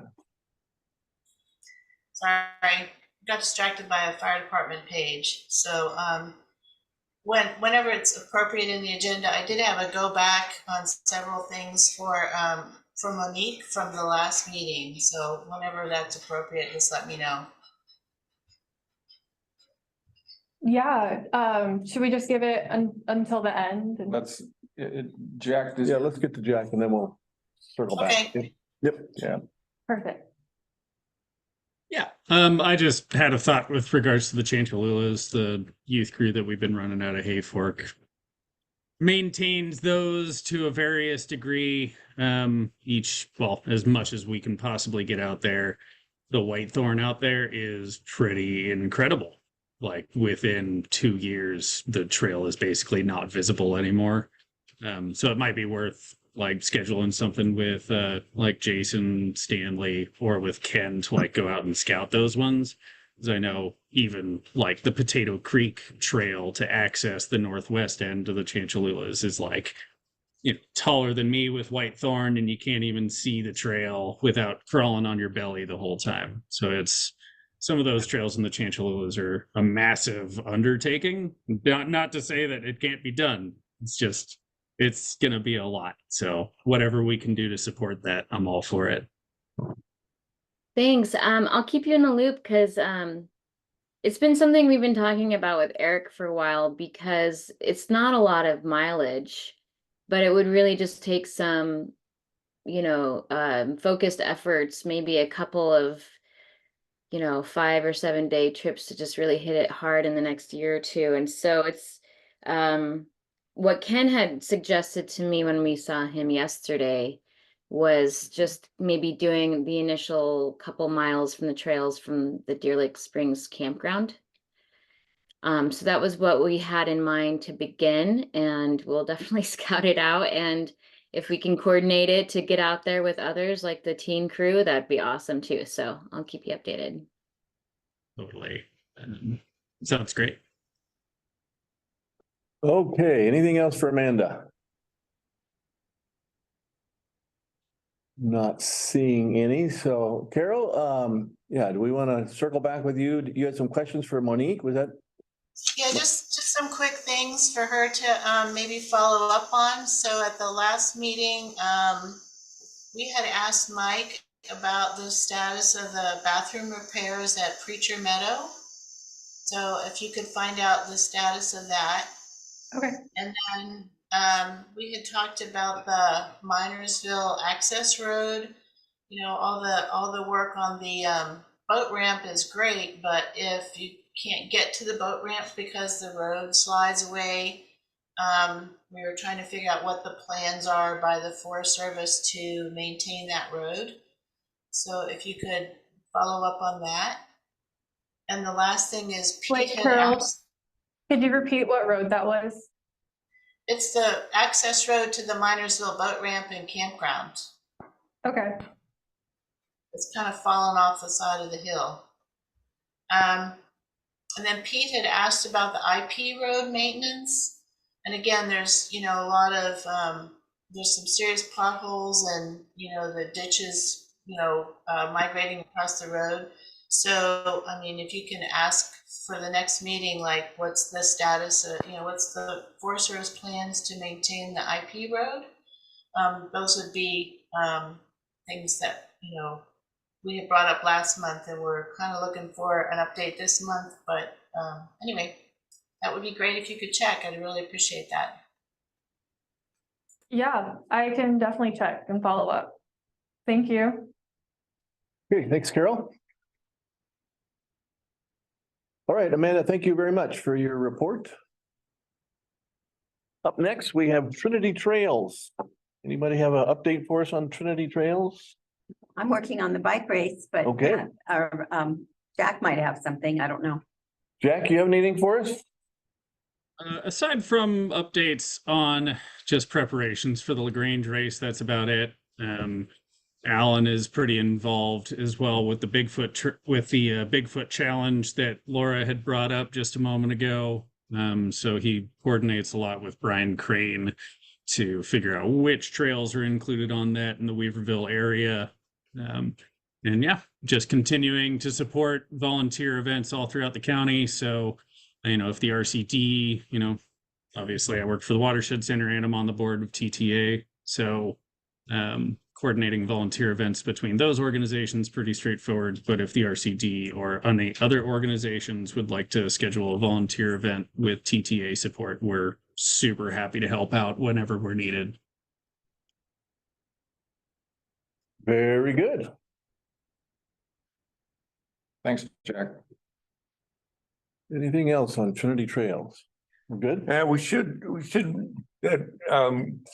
really thank the Bigfoot challenge, for including us. They do always include trails in Trinity County. And I have been on that committee, for years now. But they're really good people to work with, and they're trying to include us in everything. And a lot of the people are, Brian Crane is a Trinity High School graduate, and a lot of people are from Trinity County. So they always include us, and I appreciate that. All right. Okay. I guess moving I on. actually do have a little bit more from TTA. We gathered the trails subcommittee together in 2 different iterations last week. We gathered Watershed Center, Trinity Trail Alliance, the RCD, and Ascend together in the same room, along with Robbie from the Forest Service, just to talk about priorities within the basin, as well as our other trail projects that are happening, accomplishments in 23, what we're looking forward to in 24, different ways that we could collaborate. Kind of similar to the event that was held on the coast yesterday. We're just all looking for more ways that we can get together. We can accomplish a lot more when all 4 or 5 of our organizations are working together than we can separately. So any way that TTA can help facilitate that, again, we're all about making that happen. So that was the first iteration of that group. And then Josh Smith gathered together just some members of the public who are super passionate about developing the mountain bike access in this area. So that one, like Jesse Pike, who owns Papa Dogs, is super keen on trying to take advantage of the developments that we're doing, and he's really pushing towards like, what are the next steps? Like if we are going to keep building new trails and connecting different communities with trails, then like what's the next priority? How are we going to go about that? How do we gain community support? And so that group was made up of primarily community members who are not associated with any of these trail organizations. So it was pretty cool to get their public opinion. And I can go into more details on some of Josh's dream ideas, but that's kind of what they are at this point, is dream ideas. All right, thank you very much. Jack, you're up next. Watershed Research and Training Center. You got a report for us? I do. Some of it was already covered by Monique and by Robbie with the CV ditch. We are super close. It's super exciting. Once that's unveiled to the public, it's really beautiful. Of course, like most of the basin is south facing in one way or another, and it's a lot of oak woodland, but just being able to have another access point in tall trees with possibility for shade in the middle of heat of summer, it's going to be pretty spectacular. So it's just been a joy to work in that particular region and not get blasted by heat. It is covered by snow right now, but it adds a whole other layer of beauty to the whole trail. So that's going to be really cool when that's all done. Aside from that, we're planning for our summer with the youth cruise. Yeah, just another big old season of getting kids out into the woods and teaching them about different career opportunities and natural resources. It's always a fun time. We're working with Jim Dees to craft an agreement to work on the Hayfork Ruth OHV trail, bring you from Ruth Lake up to the top of South Fork Mountain. It's about a 3.5 mile single track OHV trail. So we'll be working with him and his youth crew to reopen and rehabilitate that particular trail. So we're super excited to make that happen.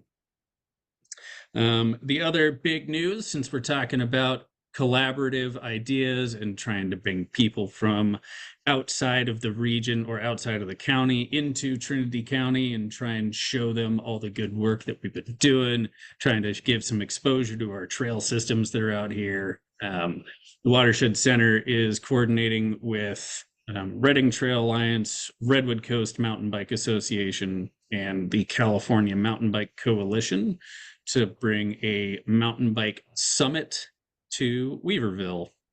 So we're looking into bringing a bunch of different mountain bike partners from all around Northern California to really just kind of get together and see if we can come up with a cohesive regional plan, so that we can all work together and, discuss different funding opportunities, develop a strategic plan. We are planning on inviting some folks from the Forest Service regional office, bringing in partners like the BLM, like the Park Service down at Whiskeytown, bringing in all of these people who work with these mountain bike partners and try and figure out what the next steps are and how we can take advantage of the continuing growing interest in the mountain bike industry throughout the nation.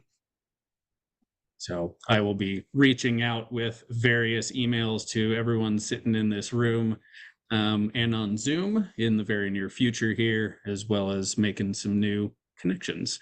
So if anyone has any other ideas as far as who to invite, or if anyone wants to help collaborate and make this event a reality, I'm super open to having people in the room to make that discussion flow a little bit more smoothly.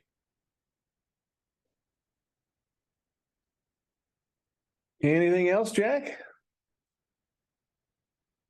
I'm sure there's plenty of other things. Any questions for Jack? Comments?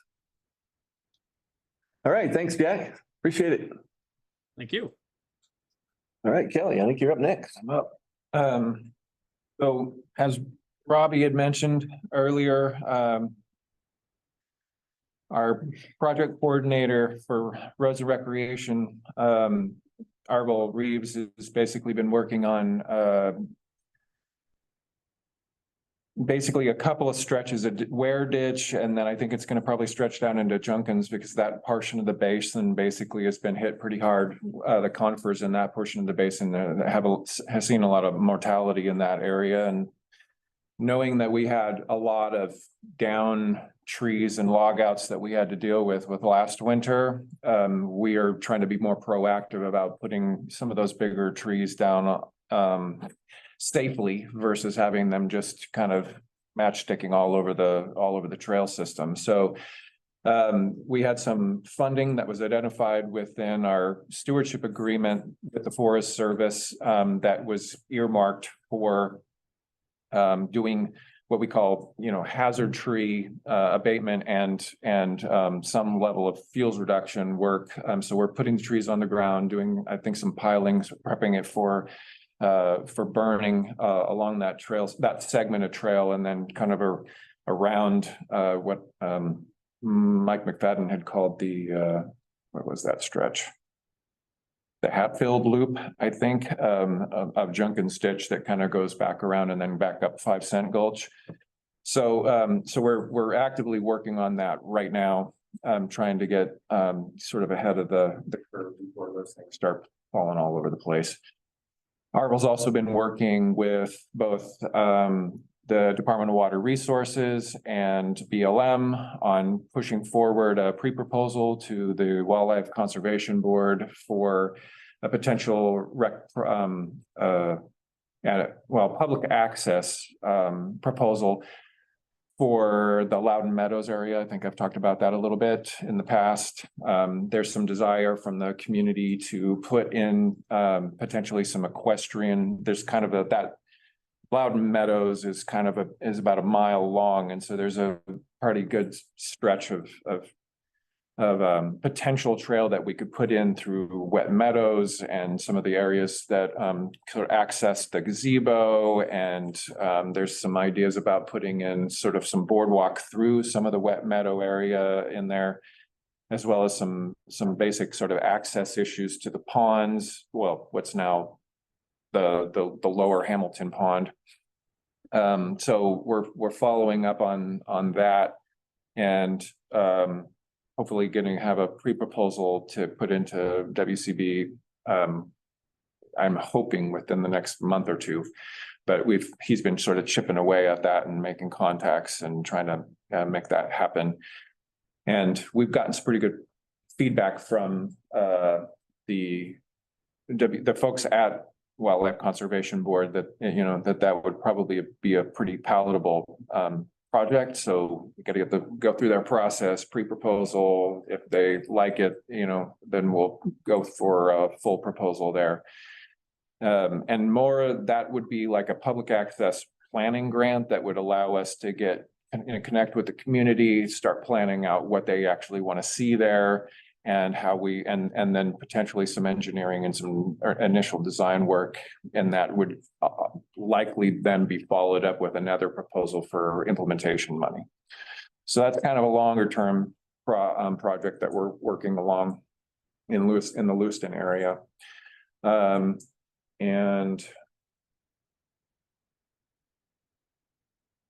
the other thing that I wanted to report out was that we're hoping to have sort of our final deliverable on our 2021 RAC funding for the Weaver Basin Trail System completed before the LaGrange Classic Bike Race, which is to put in a kiosk that essentially matches in style and design the other kiosks at the main trailheads throughout the basin. I've talked with Mike McFadden about where we're intending to put the thing. So we just need that was built into the Weaverville Community Forest Fuels and Recreation Phase 1 NEPA. So I think we're all clear to get that done. We just need to acquire some materials, get the thing built, and then put it in the ground. So that's going to be coming up hopefully within the next couple of months. And along those lines, the Weaverville Community Forest signage that we're planning on putting at Highway 3 and Musser Hill will also be, that's actually being built now. The PUD, we approached about getting some of those materials, and will, I guess, be also asking for a little bit of help with one of their big augers and putting in the holes so that we're not digging through a lot of cobble and breaking people's backs. So that was all approved, and so we're hoping to see that done within the next couple of weeks. So we're pretty excited about that too. And I think I'll leave it there. All right, thank you, Kelly. Any questions, comments for Kelly? Just real quick, and I spoke with Arvel And with the amount of time that he's got funding for, I had recommended to him to maybe keep a handful of those days in his back pocket. With regards to the trip out to working with Ken Graves and getting those crews in. I know that last spring, there were big questions about, hey, we need to clear right after the difficult winter. We had a lot of downed trees and the storm damage. It was before we could even get to that trail work. We need to clear the roads, and having certified, qualified, experienced sawyers that are ready to go as the snow is melting will, I think, be critical here. So great. Yeah, I think that based on the budgeting and what we were looking at, I think there won't be any problem. Yeah, with that on our end, I think. Awesome. And on, based on some of his other duties and responsibilities to the roads portion of it, which will kind of be kicking in again here within the next, probably by April. I think we're probably going to be good to go with that. So, but we'll make sure to keep that in mind. Yeah, absolutely. Thanks, Robbie. Okay, I think we've gotten through our partner updates. Is there any other topics? Monique, maybe did you indicate you may have some answers for us on? Yeah, here. So, in short, I think a follow-up meeting would probably be good. Cynthia Lucetti is actually taking the lead on contacting Department of Boating Waterways and working with them. And I don't know, are you all familiar with Cynthia Lucetti? Okay. She's with the NRA, right? Yeah, she's with the NRA. And I think she'd be the best person to have a meeting with to talk about this further. But she explained the 30-60%, and she said, or I got a response and said, they have to submit the designs to Department of Boating and Waterways at that percentage. So 30%, 60%, and 90% in that order for them to approve the design plans.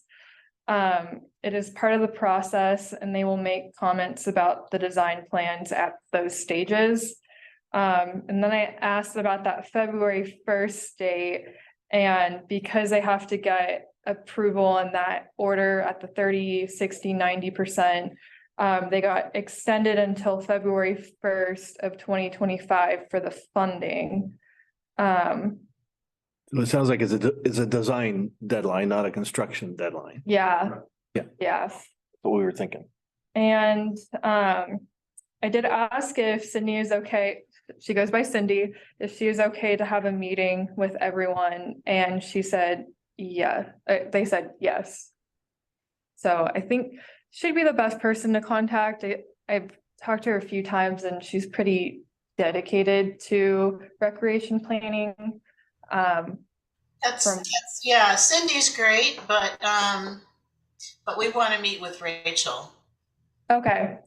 I think it'll be good to probably have all of them. I think Sydney is most familiar with the project, but having everyone involved would be probably the best. I think the last meeting was with Sarah and Rachel and the engineer. Kelly Nolan, I think. Yeah, who's now retired. He has. Yeah. That's right. So he has a replacement though. Yeah, Stephen, his name is Stephen from, yeah, okay. I think so. Did Cindy know who the consultant was working on the plans, the contractor? Ooh. I'm so sorry, I didn't get that information, no. I don't think they'll get back to me in time. I'm so sorry about that. No worries. Okay, it's all good. Yeah. All right, we got a couple minutes left. Any agenda? Pat's hand is up. Sorry. And then Laura's got her hand up too. Pat, go ahead. So these are more future agenda item kind of ideas anyway. Okay. Yep. Great. So I found buried in an article in the Trinity Journal this week that there is going to be a Trinity River Festival Big Flat Jamboree in May. That Dana Steinhauser with Trinity River Rafting seems to be involved in. It might be nice to kind of get there, you know, kind of what's going on, and is there anything this group can do to help promote it, that sort of thing. Just seems like that might be nice. And then there was a lot of talk, especially revolving around trails and biking and economic development. I believe that the Board of Supervisors provided a chunk of funding to the TOT partners, you know, the chambers and all that, to hire a full-time chamber coordinator.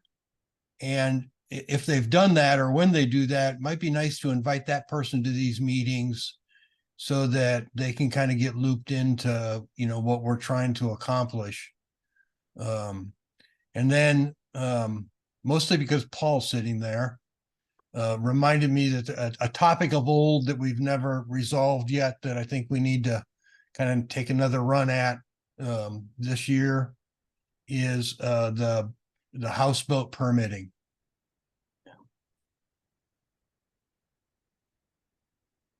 It's a great point, Pat. So many years ago, I'd forgotten. That's what I hate to say, but that's usually what's hoped for.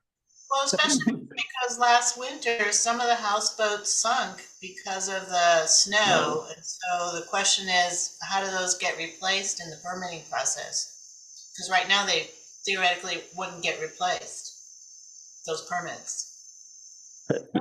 I mean, do we talk to Rachel about that? I mean, the real My answer thought is that, yeah, we need to get organized, and yeah, there needs to be a similar meeting to the Minersville boat ramp with Rachel. I mean, we came up with what we thought were some doable ways to fix the permit number problem, but it never went anywhere.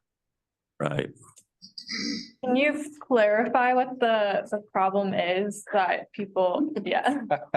Which time we got? Yeah. You don't want to know. Staff has Stay turned away. over so many times since we started this. Yeah. Well, the reality is the Forest Service did not follow the law. This goes back to Sharon Haywood administration. Maybe that's not the right term, but the Forest Service did not follow the law when they made a change to permitting, and basically any permit that's retired, any houseboat permit that's retired on the lake is not replaced. So when you can never have any more, and there's no opportunity for new people to get boats. And if you look at the record, and some of us have, I mean, going back years and years, the Sharon Haywood administration did not follow the law. It wasn't properly noticed. There wasn't public comment. They just kind of made this unilateral decision because they wanted to limit the number of houseboats on Trinity Lake. And the easy answer is to say, you know what, we didn't do this right. Let's reverse it. And why wouldn't we want?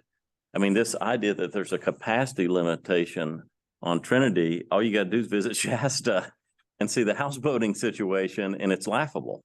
So without, you know, spending 2 hours on this topic, that's kind of the rough backdrop.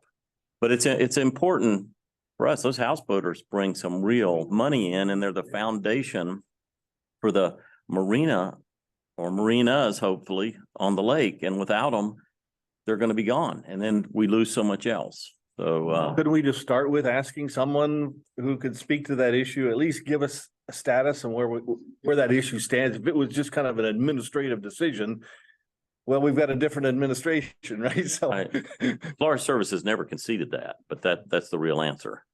They, you know, it just tells you when they want to change something, they can just do it. But if they don't, then it's NEPA or whatever else to take years and years. I mean, no offense, but that's how this topic, that's how it happened. So, I mean, Kelly Gant put a ton of time and research into it. And the collaborative did. Yes, that's right. That's right. And there wasn't a justification that the collaborative heard from that administration at the time to say, yeah, we broke. There wasn't a collaborative. They didn't concede. Oh, no, yeah, this is way prior to the collaborative. Okay. Yeah. Well, Yeah, this maybe was we could ask- 4 or maybe 5 we could forest ask- supervisors ago. Go ahead, Carol. So maybe we could ask Sarah. You know, Yeah, that's what I was last thinking. conversation we had was with Sarah and asking her to move it up the chain, and then she's been mostly gone. So I think maybe kind of reinitiating a conversation with her about it would be a good starting point. So for next meeting, get her to address that for us? Yeah, okay. Yep. Okay. Laura. Oh, Laura, I'm sorry. Yep, thank you. Go ahead, Laura. Might be frozen. Uh-oh, you look frozen. Frozen and One muted. process. There we go. Okay, I'm gonna stop my video to see There if we that go. helps. Okay. Can you hear me? Yep. Okay. I have a process related question. I noticed in the notes from last time, there was the kind of discussion about not getting answers to questions and that sort of thing. When do the notes from the meeting get sent out?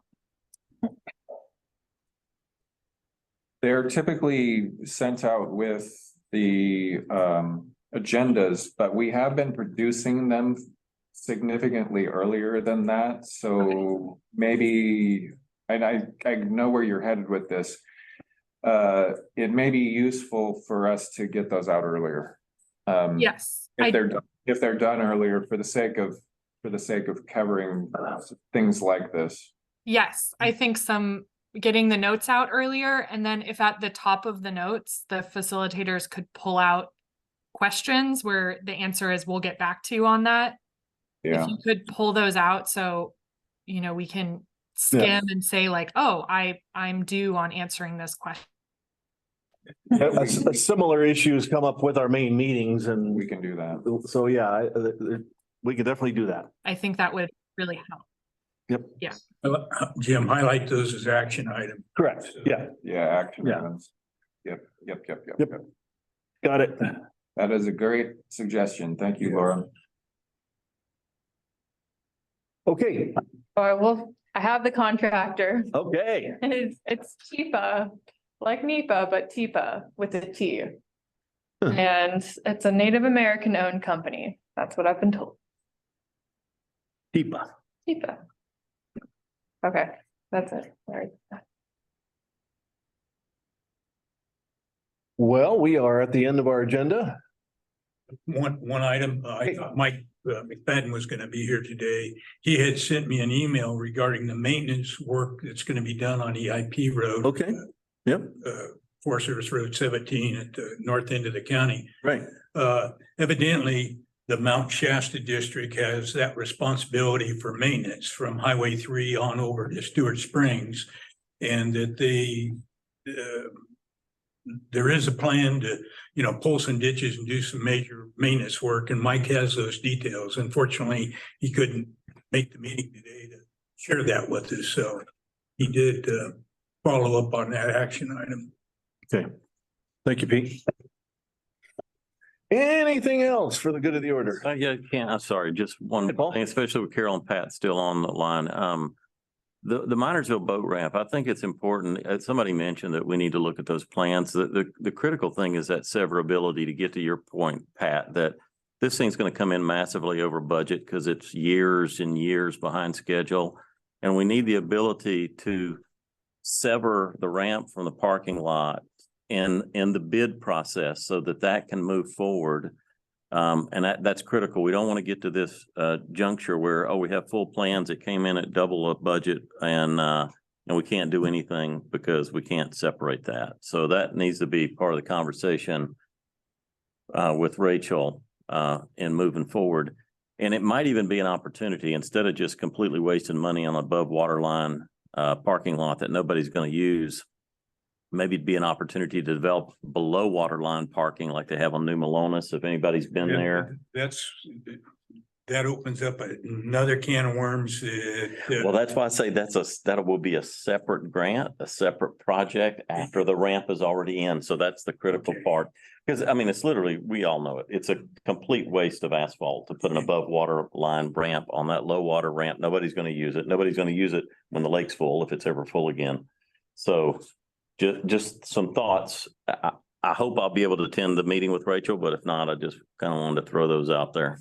You know, we get into water quality Yeah, issues that just really complicate. They're doing it on other lakes. I mean, they have these Yeah. nice permeable gravel. I understand that, Yeah. but I'm not. No, I know, Forest Pete. Service I here, know, Pete. But those are state impoundment. But those people are gonna park down there already. We know that. We know that. Yeah. We've been quiet Yeah, about that issue. Well, we can bring it up and then it makes some of the other suggestions we have easier for them to agree to. Yeah, the critical thing is separating the ramp from the rest of the project, because there'll be enough money to do the ramp. Yeah. And that's what we got to get done. Yeah. Yeah. Yeah. That's why we've And the asked for, the plans have to reflect that. that's why we've asked for 2 phases, the ramp Yeah. and then the Yeah. parking lot. Yeah. Dude, I can't support it any more than where we've been. This will be 11 years if we move to 25 for just the plan, 11 years. On the plan. It's a great opportunity, as Paul mentioned, to get this into 2 phases because the money's been appropriated with boating and waterways that would or should be enough to fund the first phase. And then we go about the parking area because as Carol mentioned earlier, that road it's gonna fail. And it's just when that road's gonna fail and we won't have any access to that ramp.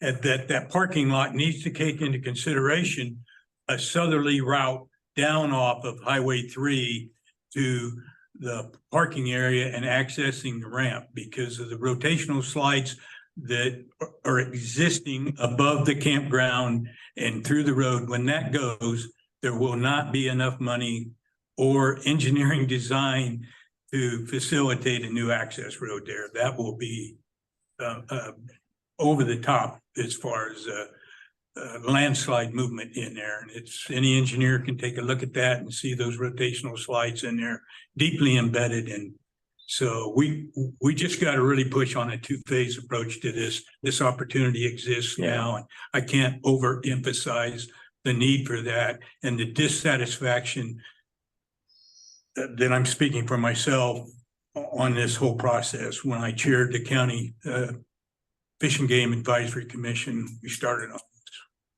Yeah, once we have a low water ramp, we can spend 20, 30 years, whatever it takes getting parking, right? We're better about that. Yeah. Okay, well, I suspect we could just keep going on. But we will call it a wrap. So thank you all very much. Thanks, everybody. All right, Hey, thank Kelly, you. quick, Jenny's DiStefano, I was on a call with her this morning. She said to say hello. Oh, From thank DOC. you. Thank you. I didn't really get the chance to check in with her at CARCD, so I appreciate that. Yeah. Thanks so much. Okay, see you guys later. That updates. Thanks, everybody. Yeah. This is an opportunity. Yes. Oh, yeah. Yeah, interesting.